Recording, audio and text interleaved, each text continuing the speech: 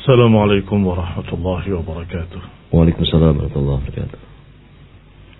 إن الحمد لله نحمده ونستعينه ونستغفره ونعوذ بالله من شرور أنفسنا ومن سيئات أعمالنا. من يهده الله فلا مضل له ومن يضلل فلا هادي له.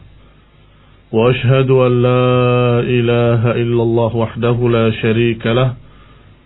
وأشهد أن محمدا عبده ورسوله صلى الله عليه وعلى آله وأصحابه والتابعين وتابع التابعين ومن تبعهم إلى يوم الدين. وبعد، إخواني في الدين أعزكم الله. Kaum muslimin pendengar radio Indah Siar yang kami hormati, kita masih pada kisah Ka'ab ibn Malik radhiyallahu ta'ala anhu, ketika pada akhirnya beliau mendapatkan dari Allah subhanahu wa ta'ala kejelasan, mendapatkan dari Allah subhanahu wa ta'ala jalan keluar, yaitu ketika dirasa bumi ini sempit padahal bumi ini begitu luasnya. Dhaqatil ardu bima rahubat. Maka betapa gembiranya Ka'ab ibn Malik sehingga dia sujud syukur, dan juga betapa gembiranya kaum muslimin, para sahabat yang kenal Ka'ab ibn Malik bahwa beliau orang baik, beliau orang saleh. Sebagaimana di awal kita kisahkan ucapan Mu'ad, tidak ya Rasulullah, aku tidak mengenalinya kecuali dia orang baik. Ma'arifuhu illa khaira. Maka mereka semua berharap kalau sahabat Ka'ab ibn Malik mendapatkan dari Allah Subhanahu wa taala ampunan dan maafnya. Ikhwani fi din, a'azakumullah, kaum muslimin rahimani wa rahimakumullah. Disebutkan oleh Ka'ab ibn Malik bahwa sungguh aku merasa bahwa aku diselamatkan oleh Allah Subhanahu wa taala karena sebab kejujuranku. Aku tidak beralasan dengan alasan apapun yang dibuat-buat. Aku tidak berdusta dengan kedustaan agar aku selamat. Tapi aku menyatakan dengan jujur dan aku menyesal. Ternyata itu yang menyebabkan dia mendapatkan dari Allah Subhanahu wa taala keistimewaan. Yani diampuni oleh Allah, dimaafkan oleh Allah, dan diturunkan wahyu khusus untuk mereka. Jadi keistimewaan, bukan hanya diterima taubatnya. Diterima taubatnya dan istimewa. Allah Subhanahu wa taala memberikan ampunannya secara khusus, dan Allah Subhanahu wa taala menurunkan wahyunya secara khusus. Kita baca selanjutnya dari kisah Ka'ab ibn Malik radhiyallahu taala anhu. Ketika kemarin kita bacakan ucapan Ka'ab, ya Rasulullah, innallaha ta'ala innama anjani bis-sidqi. Ya Rasulullah, sesungguhnya Allah menyelamatkan aku dengan kejujuran. Wa inna taubati anna uhadditsa illa sidqa. Maka sungguh termasuk taubatku adalah aku tidak akan berbicara kecuali jujur. Ma baqitu, selama aku hidup. Fa wallahi ma alimtu ahadan minal muslimina ablahu Allah ta'ala fi sidqil hadith mundu dzakartu dzalika li Rasulillah SAW ila yaumina hadza. Kata Ka'ab, sungguh aku tidak pernah mendapati orang yang mendapatkan kenikmatan kejujuran sejak waktu itu sampai hari ini. Kemudian aku maksudnya tidak mendapatkan kenikmatan kejujuran seperti apa yang aku rasakan. Maka aku berharap pada Allah Subhanahu wa taala, wa inni la arju an yahfadhani Allah taala fima baqi. Maka sungguh aku berharap kepada Allah Subhanahu wa taala agar terus menjagaku pada sisanya. Jadi pada waktu itu sampai hari ini aku masih bisa menjaga dan aku mendapatkan kenikmatan dari Allah, bisa menjaga kejujuran. Mudah-mudahan Allah jaga aku pada apa yang sisanya, ini umur sisanya. Amin radhiyallahu taala anhu, semoga beliau dijaga. Dan tentunya sudah kita lihat bagaimana para sahabat, khususnya Ka'ab bin Malik, meninggal dalam keadaan baik, meninggal dalam keadaan tetap di atas sohbah, persahabatan dengan Rasulullah sallallahu alaihi wa ala alihi wasallam. Qala fa anzalallahu ta'ala. Kata Ka'ab, maka turunlah ayat ini. Ayat Allah Subhanahu wa taala dalam surat At-Taubah ayat 117 sampai 119. Yaitu ucapan Allah Subhanahu wa taala, laqad taballahu 'alan nabi wal muhajirin wal ansar wal ladzina ittaba'uuhu fi sa'atil 'usrah. Sungguh Allah telah menerima taubatnya atau menerima taubatnya Nabi dan muhajirin dan ansar dan orang-orang yang mengikutinya di saat-saat susah, di saat-saat sulit. Sampai pada kalimat innahu bihim ra'ufur rahim wa 'ala thalathatil ladzina khulifu hatta idza daqatil ardu bima rahubat hatta idza daqat 'alaihimul ardu bima rahubat. Kata Allah Subhanahu wa taala, dan juga kepada 3 orang yang ditinggalkan hingga terasa sempit bagi mereka bumi yang luas. Sampai kemudian di akhir ayat yang Allah katakan, ittaqullaha wa kunu ma'as sadiqin.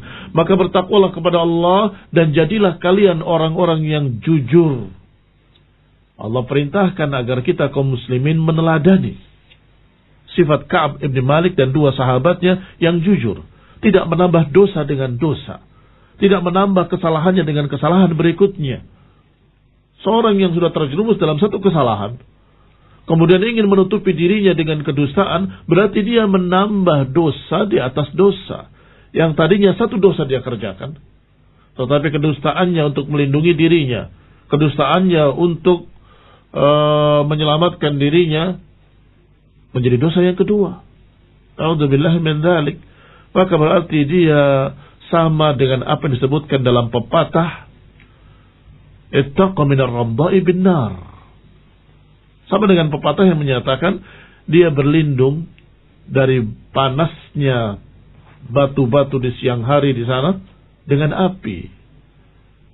Karena batu-batu di padang pasir sana sangat panasnya di siang hari, apalagi di musim panas. Diinjak saja nggak akan sanggup menginjaknya. Kemudian dia berlindung dengan melindungi dirinya dengan api. Maka sama saja panasnya. Melindungi panas dengan sesuatu yang lebih panas. Barakallahu fikum. Kembali kepada hadisnya. Qala Ka'ab, berkata Ka'ab, wallahi ma an'ama Allahu alayya min ni'matin qat ba'da idh hadani Allahu lil islami a'zama fi nafsi min sidqi Rasulullah sallallahu alaihi wa ala alihi wasallam an la akuna kadzabtuhu.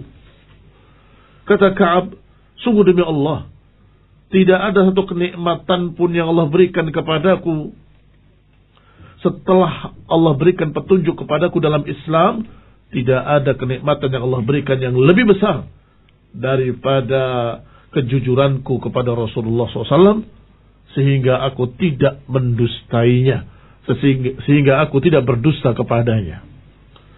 Fa'ahlaka kama halakal ladina kadabu, yang akhirnya akan binasa kalau aku berdusta, sebagaimana binasanya orang-orang yang berdusta, yang dimaksud dari kalangan munafikin. Inna Allah Ta'ala qala lil ladina kadabu hina anzala al-wahya syarra ma qala li ahad. Sesungguhnya Allah Ta'ala telah berfirman tentang orang-orang yang berdusta itu dengan satu wahyu yang sungguh sejelek-jelek ucapan yang Allah turunkan kepada mereka. Bahkan sejelek-jelek ucapan yang Allah turunkan pada siapapun, yaitu kalimat sayahlifuna billahi lakum idan qalabtum ilaihim litu'ridu anhum fa'a'ridu anhum innahum rijs. Ini kata-kata yang sangat keras sekali Allah turunkan kepada mereka para munafikin, yaitu orang-orang yang berdusta kepada Allah dan Rasulnya. Ketika diajak berangkat jihad fisabilillah, mereka beralasan dengan sekian alasan. Inna buyutana aurah, rumah kami perlu dijaga. Syaghalatna amwaluna wa ahluna fastaghfir lana. Kami disibukkan oleh anak-anak kami dan harta-harta kami. Mintakanlah ampun untuk kami. Yang satu lagi beralasan, la tanfiru fil har, jangan berangkat di waktu panas terik seperti ini. Apakah kalian membunuh diri? Yang satu lagi beralasan dengan sekian macam alasan.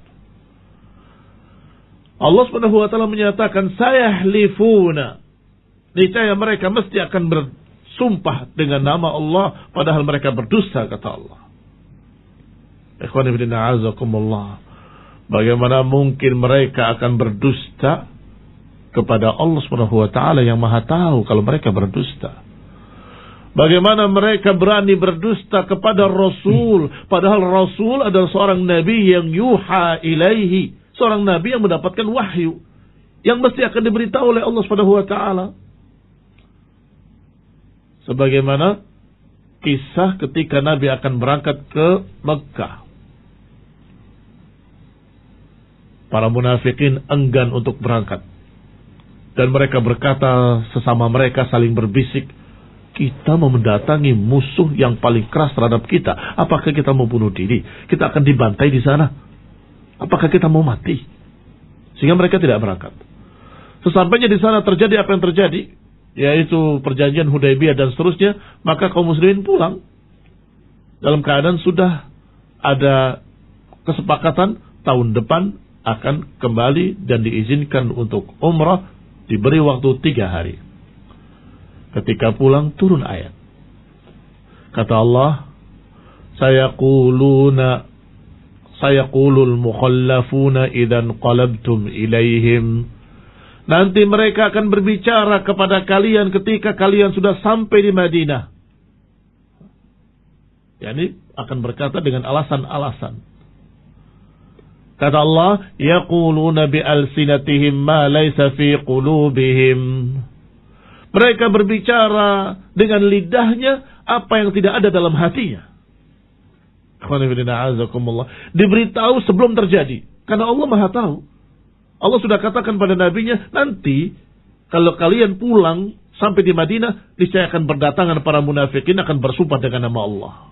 Ittakhadhu aymanahum junnatan fasaddu an sabilillah.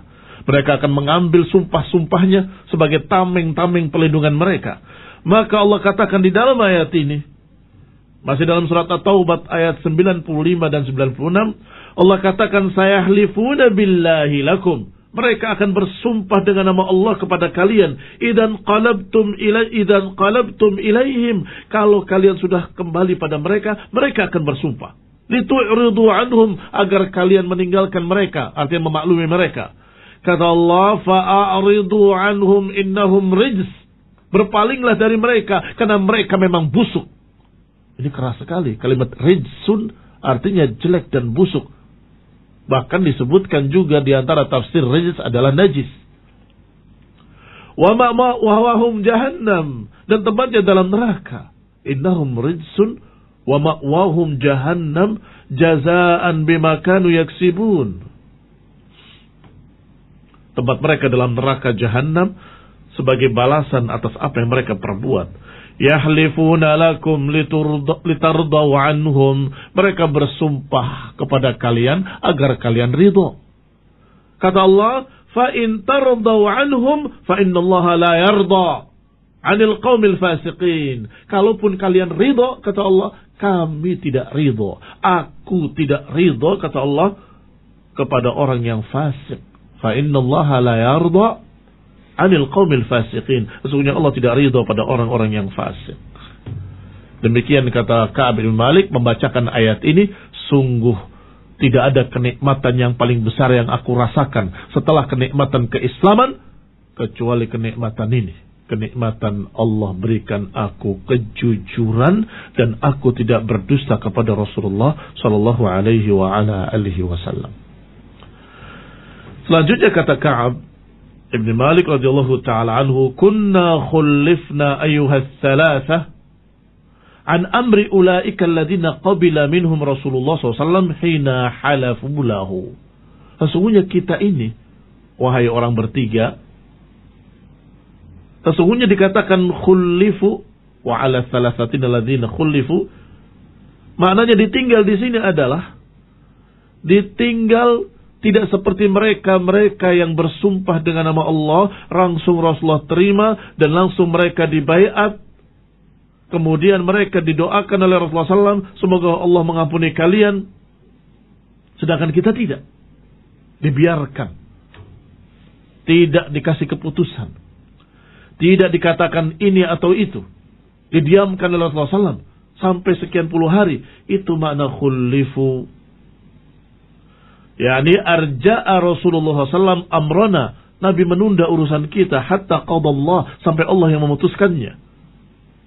Allah Ta'ala, maka ketika Allah berfirman dalam ayatnya wa 'ala thalathatil ladzina khullifu, dan kepada 3 orang yang ditinggal, maknanya adalah laisal ladzi dzakara mimma khullifna takhallufana 'anil ghazw.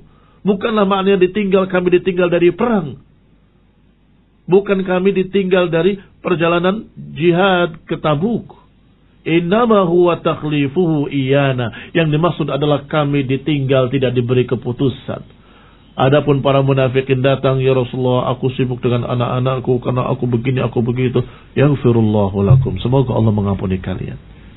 Datang lagi yang kedua, ya Rasulullah, aku kemarin pusing, perutnya mual. Semoga Allah mengampuni kalian. Silakan. Mudah-mudahan Allah mengampuni kalian. Datang lagi orang yang ketiga, keempat, kelima, sampai kurang lebih 80 orang. Mereka berbicara dengan lisannya apa yang gak ada dalam hatinya. Dan Rasulullah SAW menghukumi mereka secara zahirnya, secara tampaknya. Urusan hati, urusan Allah. Maka Nabi menerima sumpah mereka. Wallahi demi Allah, saya waktu itu begini ya Rasulullah. Tidak mengapa, mudah-mudahan Allah mengampunimu. Adapun yang 3, Rasulullah tidak memberikan keputusan. Ini makna khullifu. Berarti ini tafsir ayat tadi dari Ka'ab bin Malik sendiri yang mengalami kisahnya. Bahwa aku waktu itu merasa ditinggal. Semua orang diputuskan dengan keputusannya kecuali aku. Atau kecuali kami bertiga. Qala wa innama huwa takhlifuhu iyana wa irja'uhu amrana amman halafa lahu. Maknanya khullifu adalah, maknanya ketika kami ditinggal, kami tidak diberi keputusan seperti mereka yang bersumpah, langsung Nabi terima dan Nabi berikan keputusan, didoakan. Wa atadara ilaihi faqabila minhu. Demikian hadis ini selesai. Walhamdulillah muttafaqun alaih, di dalam Bukhari dan Muslim. Di dalam riwayat, anna Nabi SAW kharaja fi ghazwati Tabuk yaumul khamis. Dalam riwayat disebutkan bahwa Nabi SAW perang atau berangkat perang Tabuk itu di hari Kamis. Wa kana yuhibbu an yakhruj yaumul khamis, dan beliau suka kalau berangkat dalam perjalanan hari Kamis. Wa fi riwayatin wa kana la yaqdumu min safarin illa naharan fi dhuha. Sedangkan ketika pulang, Nabi SAW tidak suka untuk kembali pulang atau sampai di kotanya kecuali di waktu pagi, waktu duha, tidak waktu malam. Tidak disunahkan datang ke keluarganya di waktu malam. Fa idza qadima bada'a bil masjid, dan kalau datang beliau langsung ke masjid, salat 2 rakaat, kemudian duduk menemui beberapa orang yang ada keperluan dengannya, setelah itu baru ke rumahnya. Dan itu ditunjukkan ilatnya, alasannya dalam hadis-hadis lain.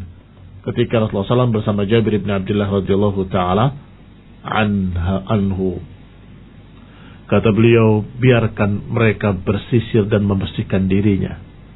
Artinya datang ke masjid itu supaya berita nyampe ke rumah-rumah kaum muslimin. Oh, pasukan muslimin sudah ada di masjid.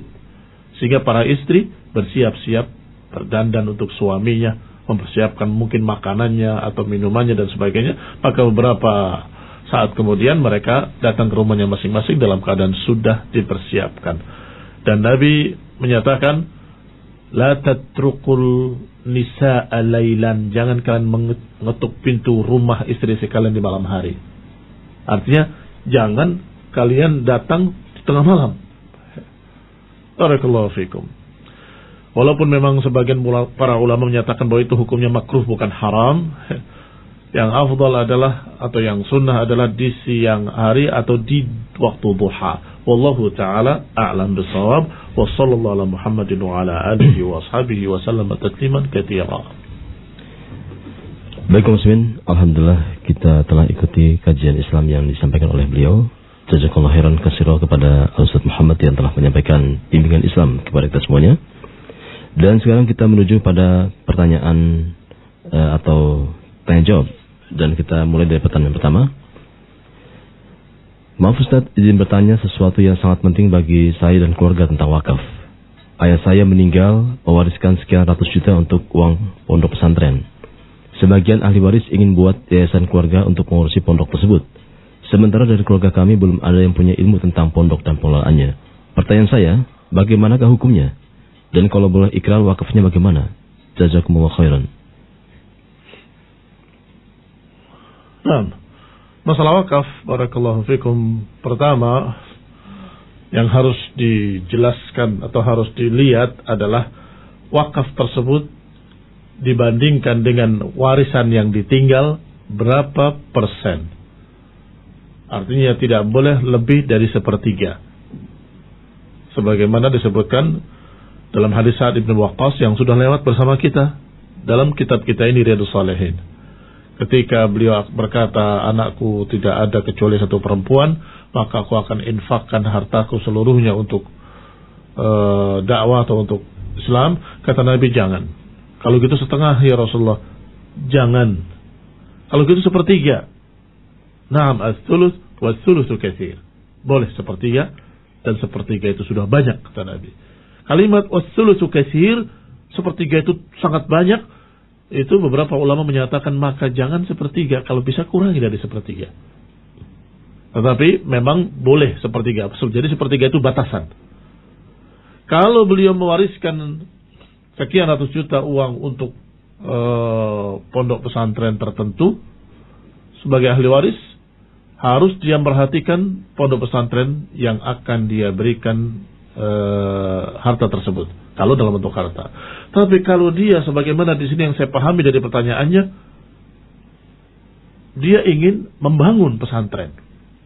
Nah, kalau ingin membangun pesantren dari warisan tersebut, mungkin warisannya sangat banyak, sepertiganya bisa membuat pesantren lengkap, tentunya harus membangun jangan hanya fisiknya, tetapi juga SDM-nya, sumber daya manusianya.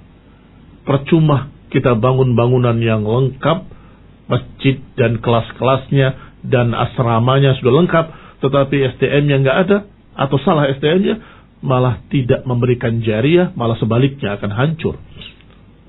Bangunan kalau tidak dipakai, lama-kelamaan akan hancur. Dan lebih parah lagi, kalau bangunan tadi dipakai oleh kelompok sesat. Kamu berikan, ternyata yang memakainya adalah para teroris. Akhirnya menjadi sarang teroris di sana. Kamu tidak meninggalkan kebaikan, tapi meninggalkan kejelekan. Sehingga hati-hati.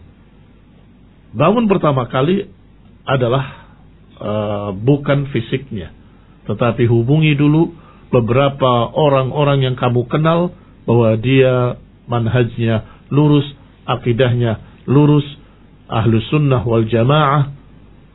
Maka kamu ajak bicara mereka. Kalau sudah didapatkan orang-orangnya, baik, kita akan berikan tanah di sini dan kami akan bangunkan untuknya. Kalau sudah siap, bismillah. Sehingga jangan sampai hanya bangunan saja tapi tidak memikirkan SDM-nya, sumber daya manusianya. Adapun ikrar wakaf dan seterusnya, itu kaitannya dengan nanti kita uruskan surat-suratnya. Itu mudah. Karena nanti akan dibimbing oleh pemerintah kita, khususnya di Departemen Agama dan sebagainya, untuk menyebutkan ikrar wakafnya, disaksikan 2 orang, dan kemudian ditulis sampai mendapat sertifikat wakaf. Baik.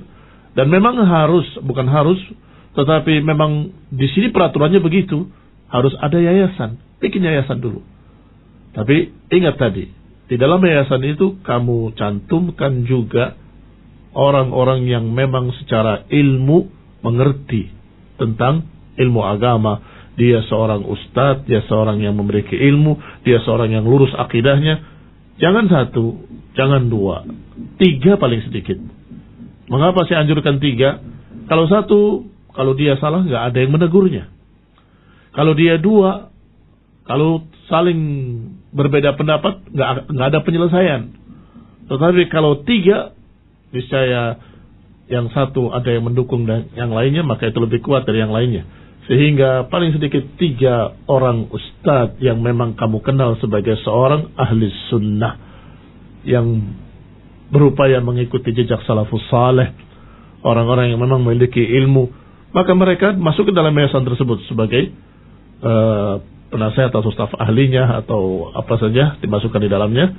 Dan silakan kalau memang ada orang-orang dari keluarga yang dimasukkan ke dalamnya sebagai pengontrol bahwa ini adalah wakaf orang tua saya agar bisa dipakai dengan baik.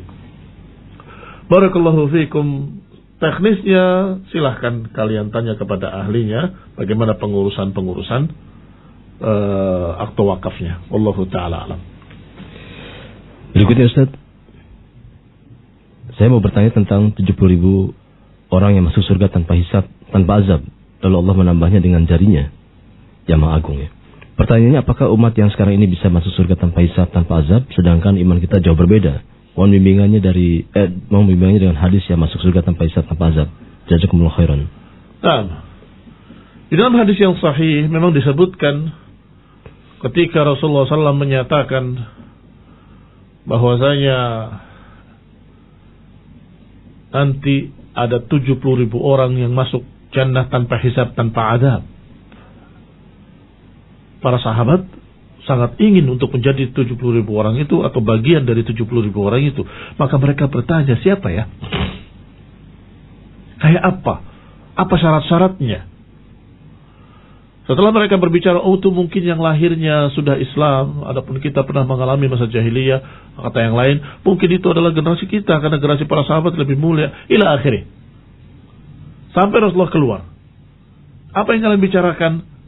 Maka mereka menjawab, ya Rasulullah, kami berbicara tentang siapa 70.000 orang yang masuk jannah tanpa hisab, tanpa azab. Kata Nabi, humul ladina la yastarqun wa la yaktawun wa la yatatayyarun wa ala rabbihim yatawakkalun. Mereka adalah orang-orang yang tidak pernah meminta diruqyah, tidak pernah memakai pengobatan dengan kai, besi panas yang menganga, dan tidak pernah pula menganggap sial pada sesuatu. Wa ala rabbihim yatawakkalun, yaitu orang-orang yang selalu bertawakal pada Allah Subhanahu wa taala, yang selalu bertawakal kepada Allah Subhanahu wa taala. Dalam riwayat disebutkan bahwa wujuhuhum kal qamari lailatal badri, wajah-wajah mereka seperti bulan di malam purnama. Ikhwani fillah a'azakumullah, ini riwayat yang sahih. Disebutkan 70.000 orang. Pertanyaan tadi sungguh menarik, karena saya juga berpikir seperti itu dulu. Kalau 70.000 orang, mungkin sahabat saja sudah habis, atau kalau ditambah tabi'in selesai. Kita nggak kebagian, karena mereka umat yang terbaik. Walhamdulillah, ternyata jawabannya adalah riwayat-riwayat tersebut memiliki berbagai macam riwayat. Lafaz-lafaznya saling menjelaskan. Ada hadis yang menyebutkan kalimat "Tsumma istazadtu Rabbi". Kemudian aku meminta kepada Rabbku untuk ditambah dari 70.000 orang itu. Fazadani min kulli alfin sab'ina alfa. Maka ditambah untukku dari setiap 1.000 70.000 orang. Baik, silakan hitung. Berarti 70.000 dikali berapa? Kali 70 ya. Fazadani min kulli alfin sab'ina alfa. Kata Nabi, fastazadtu Rabbi. Kemudian aku meminta lagi ditambah oleh Allah Ta'ala. Fazadani thalatha hissiyat min hissiyati Rabbi. Maka ditambahkan untukku 3 cidukan tangan Allah Subhanahu wa Ta'ala. Tangan Allah tidak seperti tangan makhluk. Tangan Allah tidak bisa kita membayangkan seperti apa. Maka itulah yang tidak bisa dihitung dengan angka. Kalau nggak bisa dihitung dengan angka, apa maknanya? maknanya kalian masih punya kesempatan. Dan kita masih punya kesempatan. Maka berupayalah, berusahalah untuk meninggalkan perkara-perkara yang haram, apalagi syirik, apalagi na'udzubillah, yang seperti syirik adalah kekufuran. Tinggalkan penyimpangan, kesesatan, kebid'ahan. Tinggalkan. Bahkan tinggalkan pula yang makruh sekalipun. Yaitu yang ada dalam hadis tadi, la yastarqun, tidak minta diruqyah. Meruqyah tidak mengapa. Diruqyah tidak mengapa. Tetapi meminta diruqyah itu yang ada apa-apa. Apa perbedaannya? Kata para ulama seperti Syekhul Islam Ibnu Taimiyah rahimahullah menyatakan orang meruqyah muhsin, orang baik. Sini, ana ruqyah. Mana yang sakitnya? Bismillah. Allahumma rabban nas, adhibil ba's washfi anta syafi, la shifaa illa shifaa'uk, shifaa'an la yughadiru saqama. Atau dibacakan padanya Al-Fatihah. Orang baik.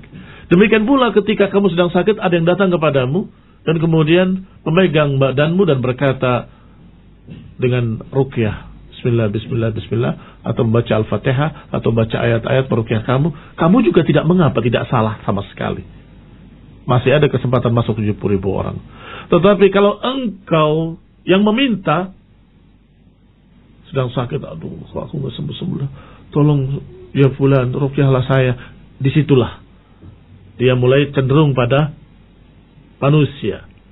Padahal kalau dia mau meruqyah, dia bisa membaca sendiri ruqyahnya, dan dia boleh berdoa atau bisa berdoa sendiri kepada Allah, dan diajarkan oleh Nabi untuk membaca doa sendiri untuk menyembuhkan dirinya dengan kalimat a'udzu bi'izzatillahi wa qudratihi min syarri ma ajidu wa huwa hadir.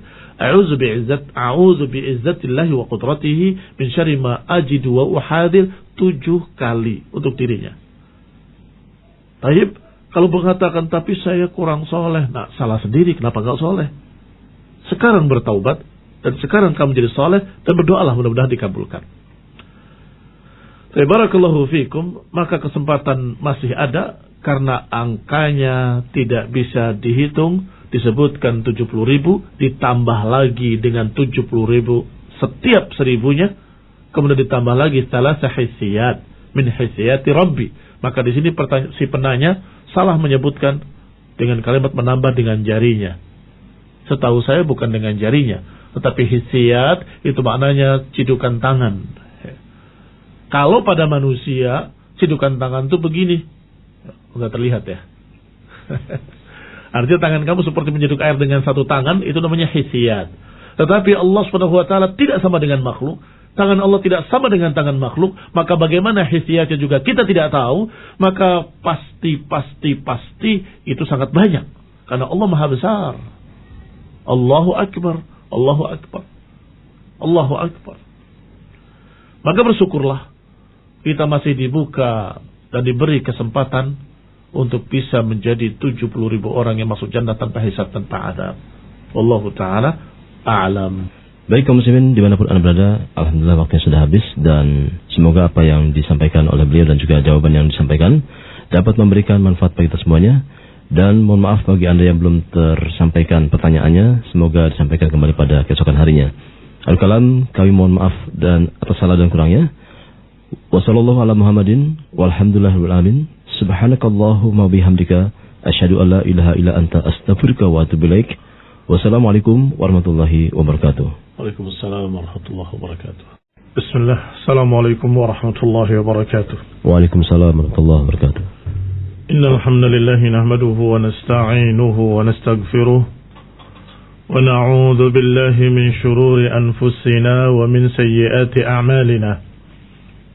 Man yahdihillahu fala mudilla lahu wa man yudlil fala hadiya lahu.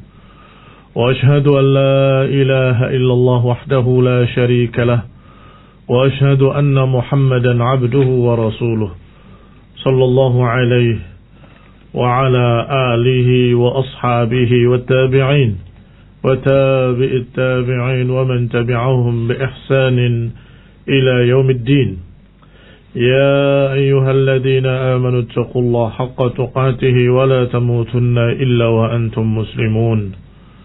يا أيها الناس اتقوا ربكم الذي خلقكم من نفس واحدة وخلق منها زوجها وبث منهما رجالا كثيرا ونساء واتقوا الله الذي تساءلون به والأرحام إن الله كان عليكم رقيبا يا أيها الذين آمنوا اتقوا الله وقولوا قولا سديدا يصلح لكم أعمالكم ويغفر لكم ذنوبكم ومن يطع الله ورسوله فقد فاز فوزا عظيما أما بعد فإن خير الحديث كتاب الله وخير الهدي هدي محمد صلى الله عليه وعلى آله وسلم وشر الأمور محدثاتها فإن كل محدثة بدعة وكل بدعة ضلالة وكل ضلالة في النار.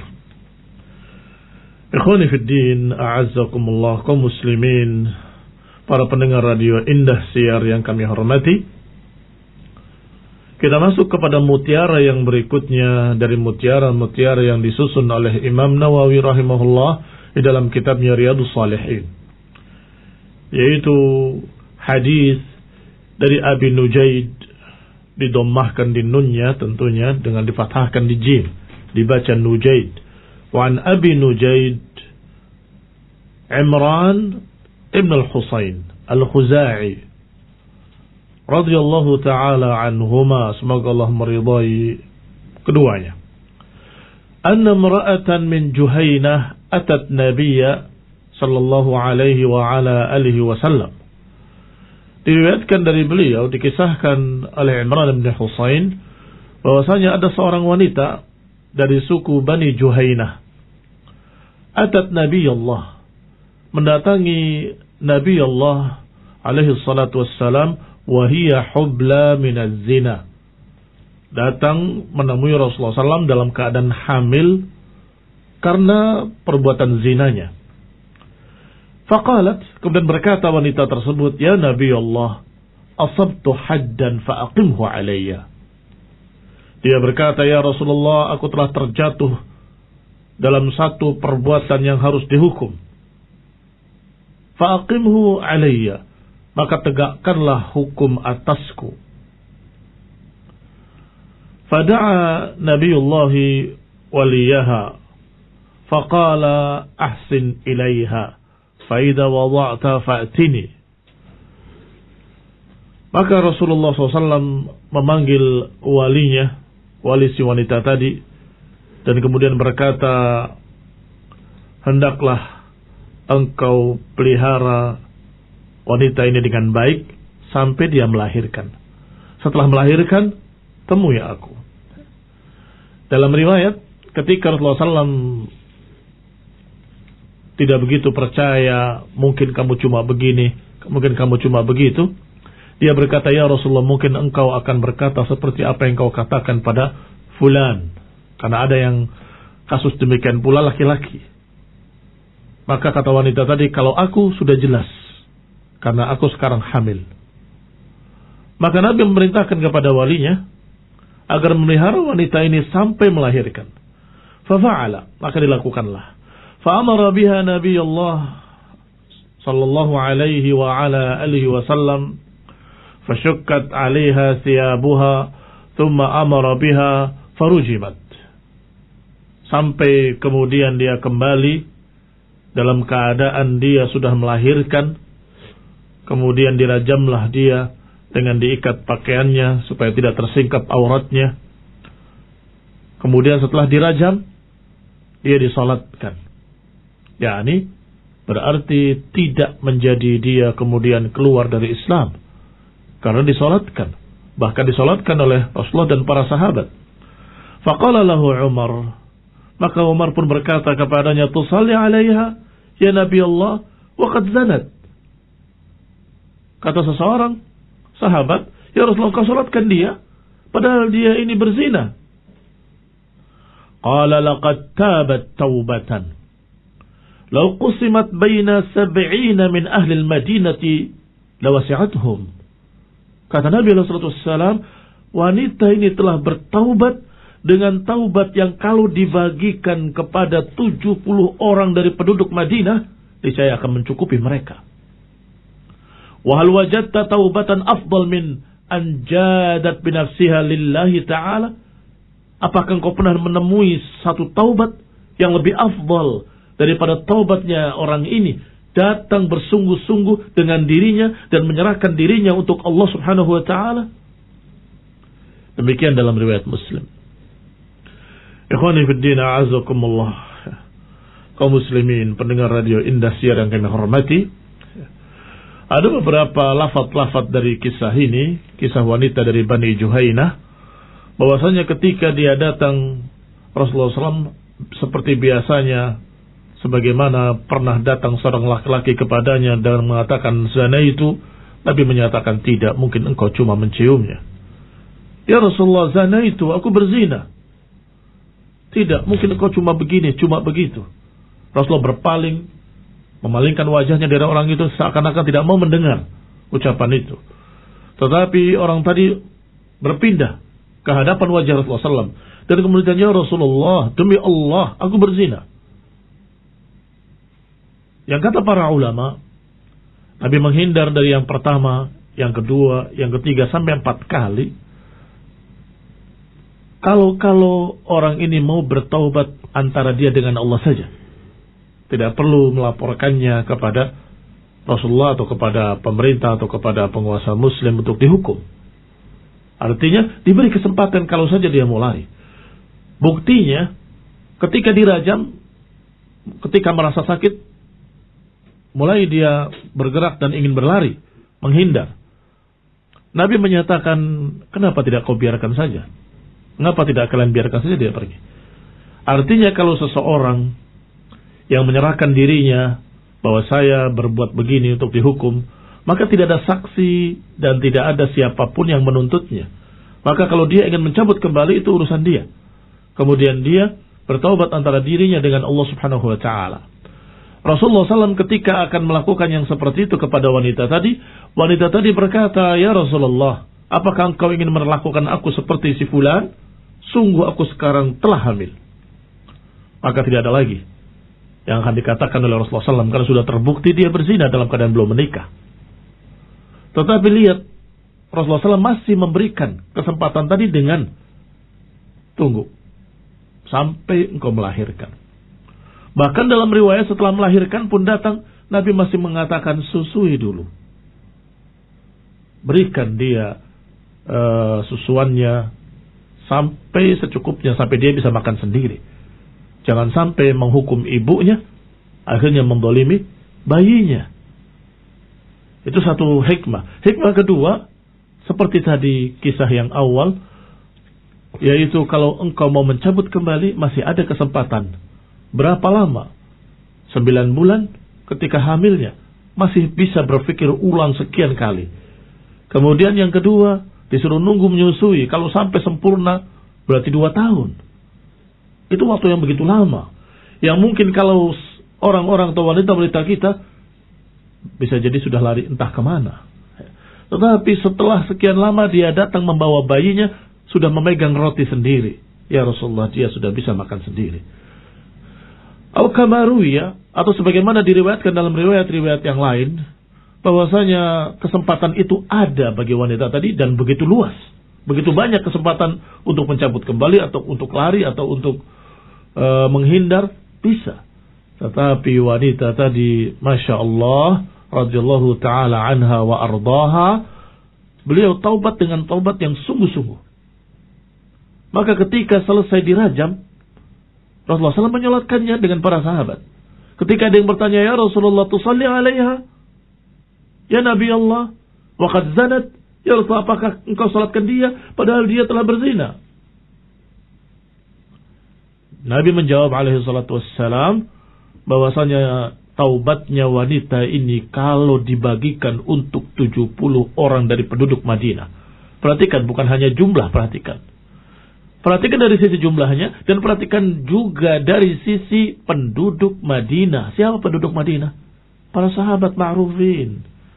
Para sahabat yang istimewa. Artinya subhanallah, nilainya taubat wanita ini lebih dari 70 sahabat. Dan ini nilai taubatnya. Dikatakan kalau dibagi kepada para sahabat, 70 sahabat, niscaya akan mencukupi mereka. Ini taubat yang sungguh-sungguh. Maka sungguh kita terkagum-kagum dengan Imam Nawawi rahimahullah yang membawakan hadis ini tepat di tempatnya, yaitu babut taubah. Dalam babut taubah, kemarin dikisahkan mutiara yang indah, yaitu taubatnya Ka'ab ibn Malik. Sekarang disusun pula yang berikutnya oleh Imam Nawawi rahimahullah, kisah yang juga memiliki faidah-faidah yang jammah yang banyak, yaitu taubatnya seorang wanita dari Bani Juhainah. Ikhwani fillah a'azakumullah, kaum muslimin rahimani wa rahimakumullah. Demikian kisah yang singkat tetapi sungguh sangat menggugah kita semuanya untuk bisa segera bertaubat dengan taubat yang sungguh-sungguh. Kalau taubat yang sungguh-sungguh, maka seakan-akan dia tidak pernah berbuat dosa. Bahkan Rasulullah sebaik-baik manusia menyolatkannya. Ketika ada yang bertanya, dijawab bahwa orang ini telah bertaubat dengan sebaik-baik taubat. Apakah kau pernah mendapati taubat yang lebih afdal dari ini, kata Nabi? Yang kalau dibagikan kepada penduduk Madinah, 70 orang akan mencukupinya. Allahu ta'ala alam bissawab, wa sallallahu Muhammadin wa ala alihi wa ashabihi wa sallam tasliman katsira. Assalamualaikum warahmatullahi wabarakatuh. Jazakallahu khair kepada Al-Ustaz Muhammad bin Umar As-Samit yang telah menyampaikan tausiah dari kitab Riyadhus Shalihin. Baik kaum muslimin dimanapun Anda berada, kita menuju pada ruang tanya jawab. Dan pertanyaan pertama adalah, Afwan Ustaz izin bertanya, bagaimana seseorang yang bertobat dari zina, namun di zaman ini tidak adanya hukum had? Apakah tobatnya diterima dan apakah ada siksaan di akhirat karena tidak ditegakkan hukum had padanya? Jazakumullah khairan. Oh iya, jazakumullah khairan. Sudah kita bahas dan sudah kita singgung tadi, Rasulullah SAW memberikan kesempatan kalau dia mau bertaubat antara dirinya dengan Allah Subhanahu wa ta'ala. Artinya taubat itu nilainya bertingkat-tingkat. Kalau saja dia bertaubat kepada Allah Subhanahu wa ta'ala langsung antara dia dengan Allah, tidak ada seorang pun yang tahu, kemudian merubah sikapnya, kemudian meninggalkan perbuatannya, menyesali perbuatannya, kemudian beramal saleh setelah itu, mudah-mudahan Allah ampuni. Barakallahu fikum.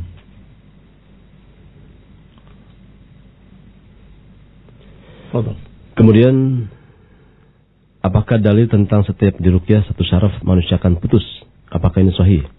Dan bagaimana maksud dan faedahnya? Terkait dengan gangguan kepribadian yang disebabkan oleh kerusakan otak, apakah semua itu disebabkan oleh gangguan jin? Sementara dia tidak pernah jatuh, terbentur kepala, atau implantasi organ tubuh. Mohon nasihatnya Ustaz, dan semoga seluruh ikhwah pendengar Indosiar Allah lindungi dari gangguan kejiwaan di masa wabah seperti ini. Barakallahu fikum. Saya tidak tahu tentang dalil yang mengatakan setiap orang diruqyah ada syaraf yang putus. Ya, ini betul-betul saya tidak tahu. Dan saya bukan berkata tidak ada. Lebih berat kalau berkata tidak ada. Kalau mengatakan tidak ada, artinya dia sudah membaca seluruh hadis di seluruh kitab dan tidak kami dapati. Itu pantas mengatakan seperti itu. Sehingga saya jawab dengan kalimat, saya tidak tahu hadis ini. Wallahu a'lam. Apakah ada riwayat yang menyatakan seorang diruqyah ada urat yang putus begitu.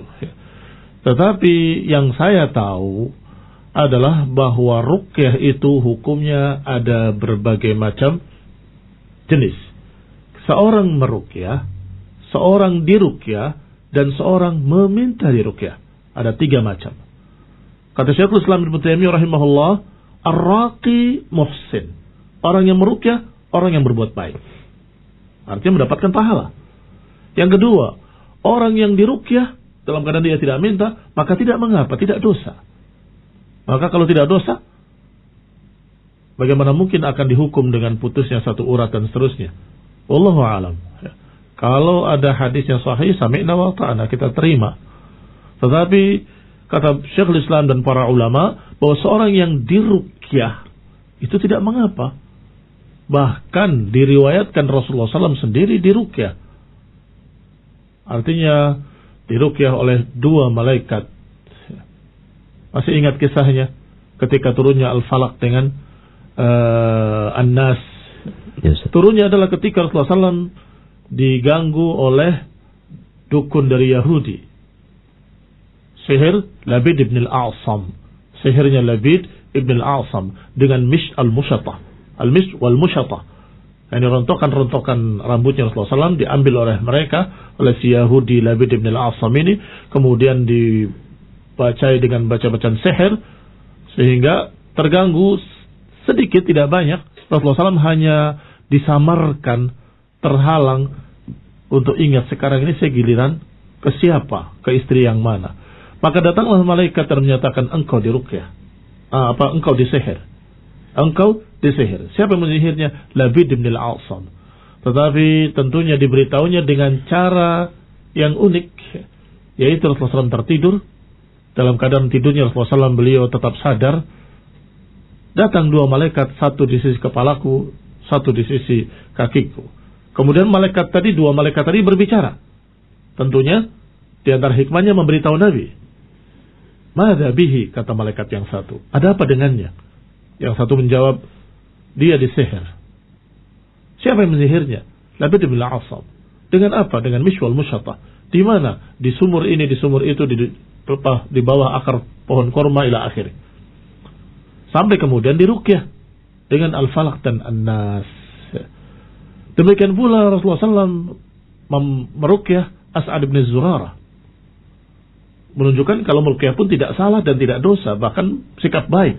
Dipotong satu urat oleh Nabi dan kemudian dibacakan dengan ruqyah dan dikai. Barakallahu fiikum.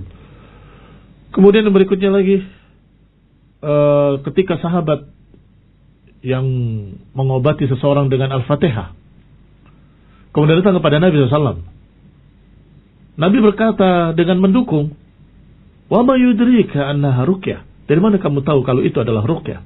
Tidak disalahkan, tidak ditegur, tidak dikatakan hati-hati itu akan memotong satu urat. Barakallahu fiikum. Sehingga menunjukkan kalau meruqyah dan diruqyah tidak mengapa. Yang bermasalah yang ketiga, yaitu meminta diruqyah. Kamu kalau tidak meminta diruqyah, kamu akan masuk dalam 70.000 orang yang tidak akan kena adab, tidak kena hisab, langsung menuju surga. Ya, ini tentunya dengan syarat-syarat tauhid ya, yang lengkap. Tetapi kalau engkau meminta diruqyah, maka engkau cenderung pada orang lain. Yang semestinya engkau bisa berdoa langsung pada Allah, yang seharusnya engkau bisa meruqyah dirimu sendiri, yang seharusnya engkau bisa langsung hatimu menuju pada Allah Subhanahu wa taala, tidak cenderung pada manusia, tapi engkau mencari orang yang bisa meruqyah. Ikhwan fillah a'azakumullah, ini berbeda karena riwayat yang sahih berbunyi humul ladzina la yastarqun dengan alif sin dan ta. Ini istarqa, yastarqi maknanya meminta diruqyah. Mudah-mudahan bisa menjadi faedah. Wallahu ta'ala alam. Afwan kalau terlalu panjang. Dan terkait dengan gangguan kepribadian yang disebabkan oleh kerusakan otak, apakah semua itu disebabkan oleh gangguan? Karena masalahnya tidak ada, saya tidak tahu hadisnya, maka bagaimana akan bahas lebih dalam tentang masalah itu. Kemudian, Assalamualaikum warahmatullahi wabarakatuh. Waalaikumsalam warahmatullahi. Apakah hukum angkat tangan doa setelah azan? Dan apa bacaan doa sujud tilawah? Jazakallahu khairan. Jazakallahu khairan, Ustaz. Angkat tangan barakallahu fikum dalam doa-doa yang lepas, doa-doa yang tidak berkait dengan ibadah tertentu adalah sunnah. Rasulullah SAW meriwayatkan tentang atau dari Allah SWT dalam hadis qudsi bahwa sesungguhnya Allah malu pada orang yang mengangkat kedua tangannya, an yaruddahuma sifra. An yaruddahuma sifra. Allah malu terhadap orang yang mengangkat kedua tangannya untuk menurunkannya dalam keadaan kosong. Dalam keadaan kosong artinya tidak dikabulkan. Artinya salah satu sebab-sebab dikabulkannya doa adalah mengangkat kedua tangannya. Itu satu dalil. Allah malu kepada orang yang mengangkat kedua tangannya untuk mengembalikannya dalam keadaan kosong. Yang kedua adalah riwayat musafir, yang Nabi menyatakan dalam keadaan dia berdoa, mengangkat tangannya ke langit, kemudian memanggil nama Allah, ya Rabbi, ya Rabbi. dalam keadaan malbasuhu haram, wa mashrabuhu haram, wa mat'amuhu haram, wa ghudhiya bil haram, anna yustajabu lahu. Bagaimana akan dikabulkan? Seorang musafir yang asy'asa aghbara, yang kusut dan berdebu, dalam keadaan dia berdoa mengangkat tangannya ke langit, memanggil nama Allah SWT, ya Rabbi, ya Rabbi, tetapi makanannya haram, minumannya haram, pakaiannya haram, dan dibesarkan dari yang haram. Bagaimana mungkin akan dikabulkan? Hadis ini, kata para ulama, menunjukkan kalaupun syarat-syarat diterimanya doa sudah lengkap, sudah ada, tetapi kalau ada penghalang-penghalang, tentu akan terhalang untuk dikabulkan doanya. Tapi apa syarat terkabulnya doa? Yang pertama tadi, pertama dia musafir. Itu doanya musafir mustajab. Doanya musafir dikabulkan doanya. Yang kedua, mengangkat tangannya ke langit. Yang ketiga, bertawassul dengan nama Allah, memanggil nama Allah, ya Rabbi, ya Rabbi. Tetapi sayang ada penghalang, yaitu pakaiannya haram, makanannya haram, dan dibesarkan dari yang haram. Syahid yang menjadi bukti atau menjadi dalil adalah kalimat rafa'a yadayhi ila sama, mengangkat dua tangannya ke langit. Berarti mengangkat tangan ketika doa hukumnya sunnah. Itu adalah salah satu sebab terkabulnya doa. Hanya saja kalau berkait dengan ibadah lain, itu kalau doanya mutlak, doa lepas, ya, kamu pengen berdoa gitu saja, maka itu disunahkan angkat tangan. Tetapi kalau berkait dengan ibadah tertentu, maka tergantung bagaimana Rasulullah SAW. Kalau Rasulullah SAW ketika saat itu mengangkat tangannya, kita mengangkat tangan. Kalau saat itu Rasulullah SAW tidak mengangkat tangan, maka kita tidak mengangkat tangan. Ketika selesai sholat misalnya, apakah Rasulullah SAW mengangkat tangannya?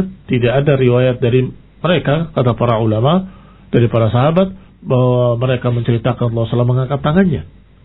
Berarti tidak mengangkat tangannya. Tetapi ketika sholat istisqa, diriwayatkan Nabi mengangkat kedua tangannya ke langit. Demikian pula di dalam doa-doa yang lain. Maka kalau tidak ada riwayat mengangkat tangan dalam doa-doa yang muqayyad, dalam doa-doa yang terikat dengan ibadah tertentu, maka jangan mengangkat tangan. Sedangkan doa setelah adzan, wallahu ta'ala alam, saya tidak mengetahui ada riwayat tentang itu atau tentang mengangkat tangannya. Wallahu ta'ala a'lam. Tafadhal. Berikutnya, bismillah. Semoga Ustaz dalam penjagaan Allah. Ana mau bertanya, kami melihat beberapa ekor kambing.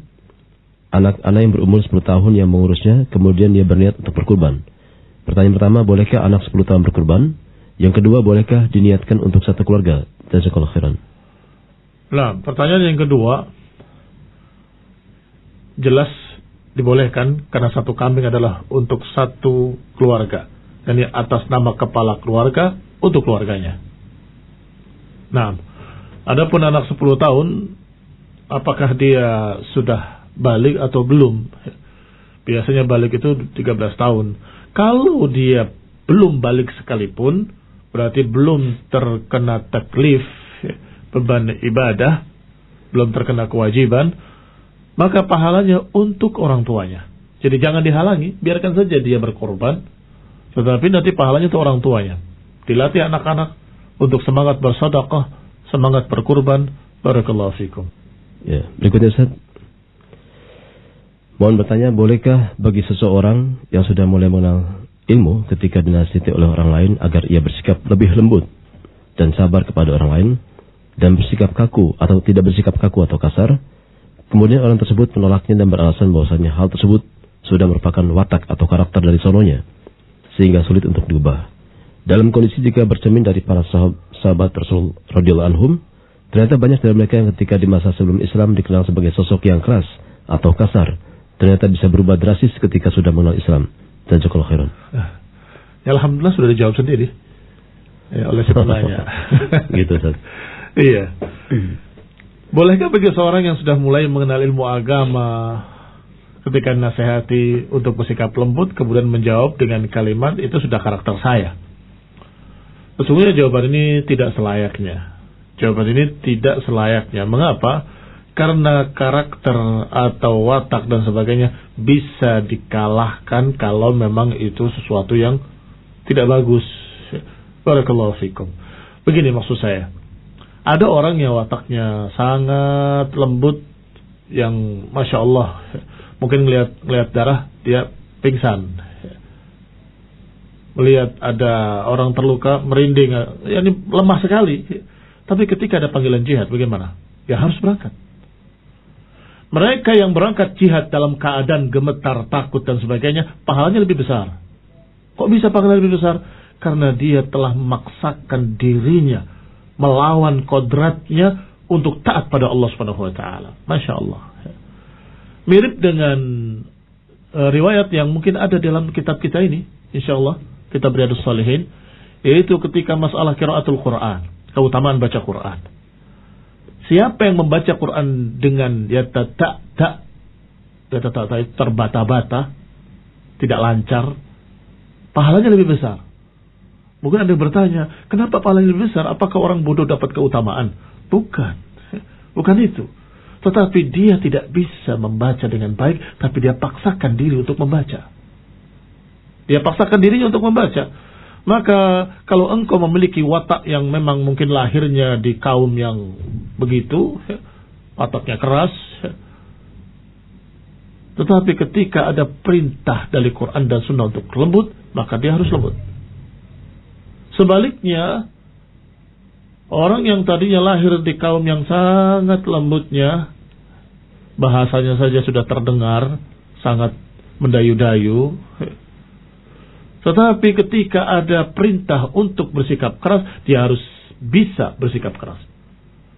Berarti sikap keras dan lunak pun harus terbimbing dengan Quran dan Sunnah. Jangan mengikuti watak dan selera sendiri.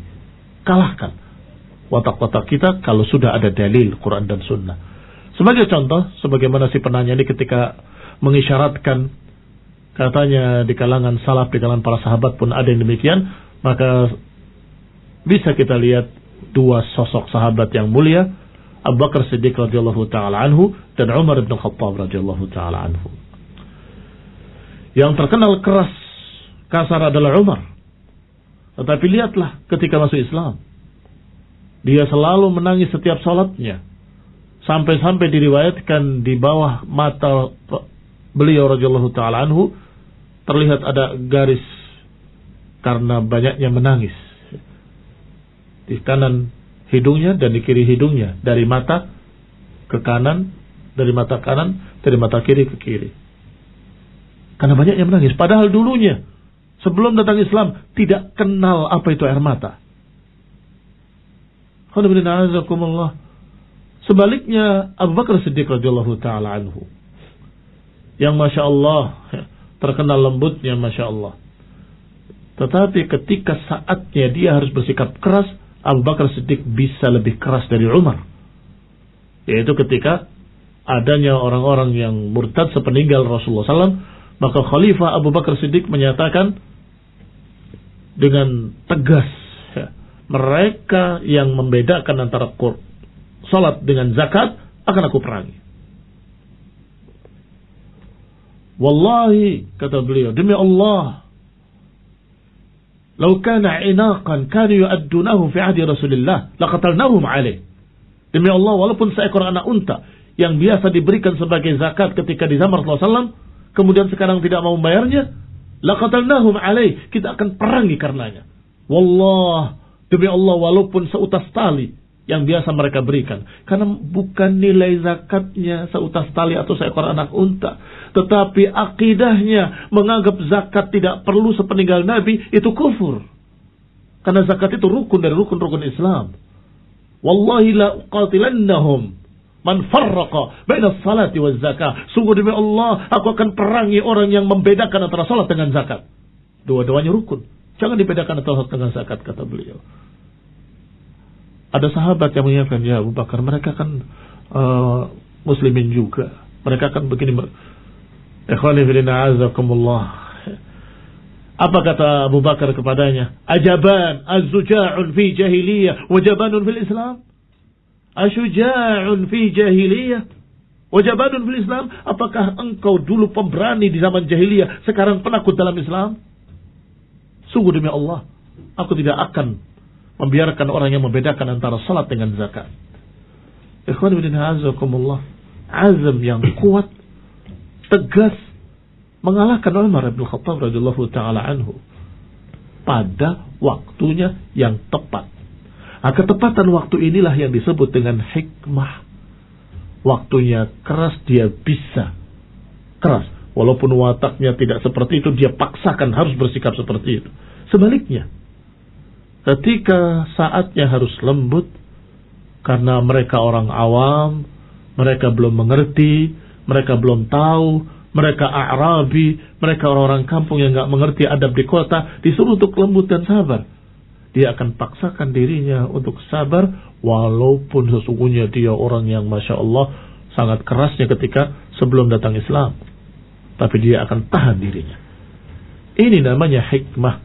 Tepat kapan dia harus keras, tepat kapan dia harus lembut.